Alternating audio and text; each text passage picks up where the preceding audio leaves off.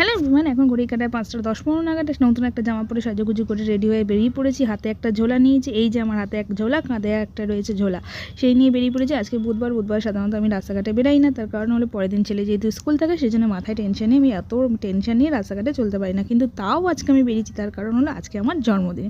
তাই হাজব্যান্ড বললো চলো বাইরে থেকে একটু ঘুরে আসি। আমি চলো ঘুরে আসি। আর আমাদের বাড়ির কাছে যোগবাজারের সামনে এই যে একটা মেট্রো করেছে, মেট্রো মানে এটা একটা কার্তিক পুজোর প্যান্ডেল হয়েছে।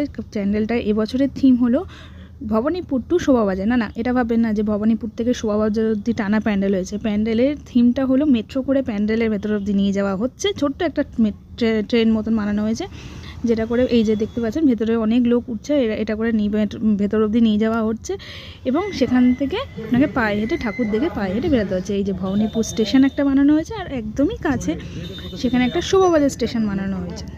আর এই যে হলো পুরো কার্তিক পুজোর প্যান্ডেল। আর এই প্যান্ডেল ঘিরে একটা ছোট্ট মতন মেলা বসেছে, লিটারেলি একটা ছোট্ট মেলা বসেছে কার্তিক পুজোর।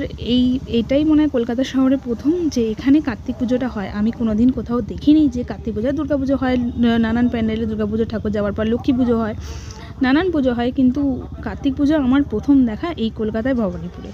এই যে দেখছেন পরপর কী সুন্দর খেলনা, কানের দুল, জিলিপি, পাপড়, এইসব টুকিটাকির মেলা বসেছে। আর এই মেলা দেখতে দেখতে আমরা সোজা কোথায় চলে যাচ্ছি আমি নিজেও জানি না। তখন অবধি আমার জানা ছিল না আমি কোথায় যাচ্ছি। কিছুক্ষণ যাওয়ার পর বুঝতে পারলাম যে আমরা বিশ্ববাংলা গেটে আছি। তারপর প্ল্যান চেঞ্জ করে ভাবলাম না, বিশ্ববাংলা গেটে যেতে আসতে অনেকটা দেরি হয়ে যাবে, যেহেতু সেই কারণে বিশ্ববাংলা গেটে না গিয়ে আমরা চলে গেলাম সোজা পাটুলিতে। আমার যেতে ভীষণ ভালো লাগে, রাস্তাটা দেখতে অপূর্ব লাগে। আপনারা যারা পাটুলি গেছেন বা যান বা থাকেন ওখানকে, তারা নিশ্চয়ই জানেন যে পাটুলির এই রাস্তা ফুটের উপরটা এত সুন্দর করে সাজিয়েছে, যেটা কোনো ছিল না সেটাকে নতুন করে সাজিয়েছে, ভীষণ ভালো লাগে দেখতে। এই যে আমার ভালোবাসা শহর কলকাতা, এই লেখাটা আরও বেশি সুন্দর লাগে দেখতে। আর এখানে তো টুকটাক খাবার দাবার দোকানপত্র আপনারা তো জানেনই, সবই জানেন। এখানে যারা থাকেন বা যারা গেছেন ঘুরতে তারা তো জানেন এখানে কিরম ধরনের খাবার দাবার পাওয়া যায়। সেরকমই আমরা একটা ফিশ ফ্রাই নিয়ে নিয়েছিলাম, আরও 3-4 রকমের পকোড়া, চিকেন কাবাব, উইংস সেই সব খেয়েছিলাম।